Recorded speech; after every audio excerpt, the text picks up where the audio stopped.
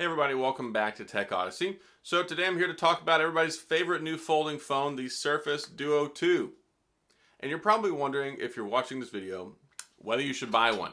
And that's what I want to talk about here today, because there's been a lot of negativity. If you look at the reviews, a lot of them are not good. They're scathing, they're very, very critical. And then you have me sitting here going, hey guys, it's pretty good. I like it. And you might be wondering what the disparity is and whether it's worth $1,500 plus, because this thing, if you've got sales tax, it's about $1,600 out the door. Spicy meatball. Costs a lot of money. You might have to go eat some ramen for a little while if you want one. Ideally not. Hopefully it's not a money issue. But when I want to talk about this, because I think this phone deserves a fair shake. I don't take this as a mandate for me to go out and educate the world on the Duo 2. But it's very good. And if you're a business person, if your life revolves around productivity and multitasking and having a lot of different features that this skill set brings to the table, then yeah, that's probably for you. And we're going to talk about it in this video. But before we get into that, I do want to say, if this is your first time stopping by the channel, thank you for being here. If you enjoyed the video, please hit the like and the subscribe button and little notification bell if you want updates when new videos come out. Now let's talk about the Surface Duo 2.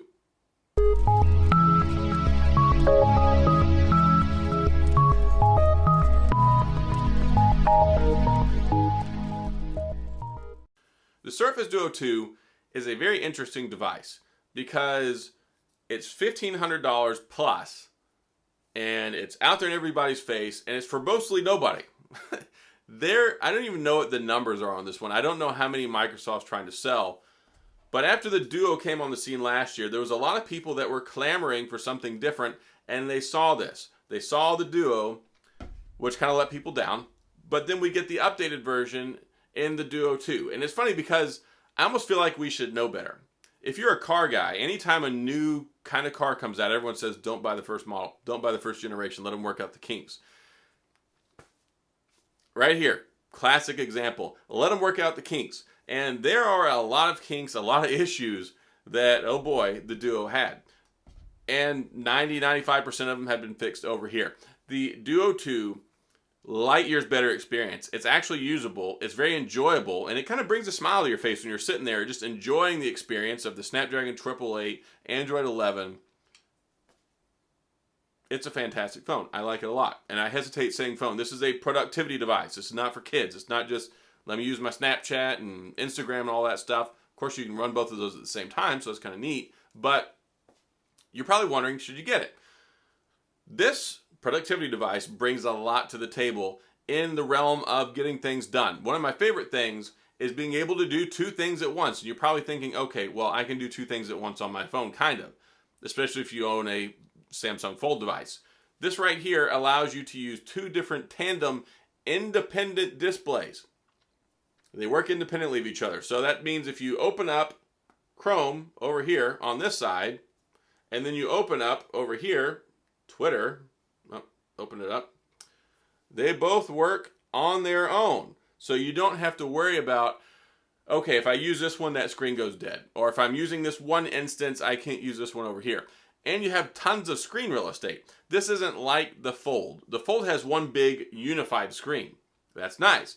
However, you have to share that screen with any other app you open up. You can open up a couple at once. You have to resize them and fit them. Here, shoot, you can press an icon and you can have it pull up two apps at the same time. So you can configure and set up as many of those as you want. They're very easy. You can even set it up so I can like drag, let's say, Twitter. I say I want to drag Twitter. This is hard to do vertically. Move it here, drop it on it, and I'll group it together. Group it, okay, bam, press it, it opens both at the same time. How fancy is that? That's pretty fancy. So there are so many levels of complexity. Also, I love being able to use the Surface Pen Slim. There's also the Surface Pen Slim 2.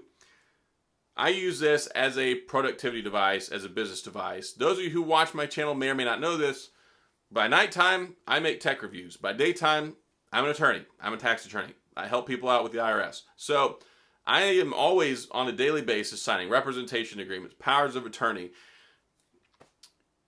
all sorts of stuff. Client documents, sending files and paperwork off to the IRS and to clients, uploading it to a legal server.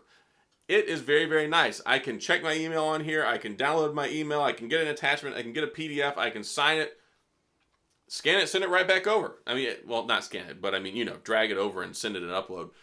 There is so much flexibility to this.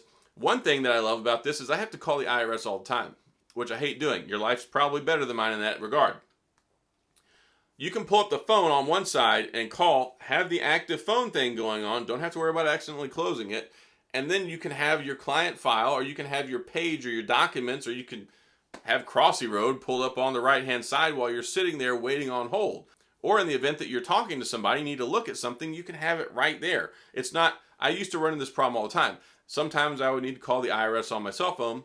I pull it up, I've got the thing open up, and then when you go touch the screen, it turns black because that's what Android phones like to do, and then you can't access anything. But then on top of that, you're having to swipe and create all these instances where it's like, okay, let me look at this, let me look at this. You can just pull it up on the other screen and have it available. You can have your client file, you can have your business paperwork, all ready to go whenever you make that phone call. So there are like levels and levels of different complex things you can do with this. Shoot, if you want to run some reports, run a report. If you want to do some mathematical calculations or some accounting, pull up the spreadsheet on one side, pull up the calculator on the other. There's so much stuff you can do with this. And a lot of people look at it and they criticize it because it's not a traditional smartphone. Oh, I can get an iPhone that's got better cameras for $9.99. That's what the iPhone's for. That's not what this is for. Does it have cameras? Yeah. It takes excellent pictures. Someone's like, oh, well, for $1,500, $1,600 just to take better pictures. Well, it takes pretty good pictures, so that's fine. But then you look at what else it does, that's not what it's designed for. I hated that this one had such a poor camera, but this one, no joke, has really good cameras in most instances. So I think you're going to be happy with that. It's not settling. It's not oh, well, it's just fine. It's very good. I think that it's nice. It takes good pictures. I've shared a lot of them. I've been impressed. So this phone right here, this productivity device, meets a lot of needs. It lets you do a lot of stuff at once. And then even in your leisure time, it's nice. You can be reading an ebook on one side. I love using this for an ebook because you do the page flipping thing. You've got one page on each side.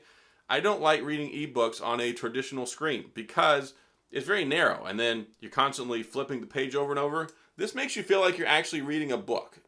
And that's kind of priceless in today's world. Like I really like that. Also, the aspect ratio. It's got these dual screens. They're 4:3 ratio. When you look at regular smartphones, they're fine, but it's a big narrow screen like this, as opposed to this. Which do you think is better for getting work done on? And reviewing documents, and reading PDFs, and signing things, and working on spreadsheets. This right here. And what's really nice is if you need to read a long document, turn in the upright position and you get the two screens like this. There's a lot of thought that was put into this. I don't think it's really something that needs to be defended all that much. If you are interested in this device and you understand the application and what it can bring to the table, there is inherent value in it, and you can see that. And it was probably made for you. If you don't see that stuff and you look at it and go, just look at a number, just look at, oh, it's not as good as the Fold, or I can get an iPhone and an iPad mini for the same price or less, this phone is not designed for you. You can use those things. They're perfectly fine. Use whatever you enjoy. Use whatever complement of hardware and technology to multitask things. But this right here is a great one-stop shop. It's a great tag team device to use in addition to a regular phone if you want to carry two devices like I do. And you can get so much done on here. So I just felt like making this video for those of you out there on the fence, those of you who are wondering, is this for me? Should I get it? Should I invest some money? Is it worth it? I think that it is. I think that it's everything that the last Duo was trying to be that it failed at. All in a nice package, better camera, better screen, better battery life, better connectivity.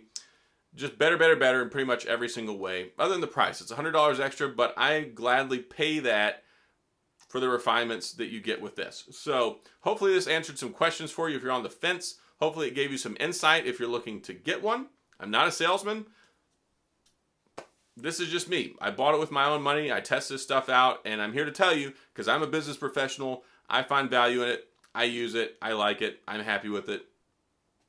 Hopefully that helps you out if you're looking at them. So that's all that I got. If you have any questions or comments or things you want to know specifically, please head down to the comment section and ask away. I'll get back with you. If you enjoyed the video, please hit the like and the subscribe button and the little notification bell if you want updates when new videos come out.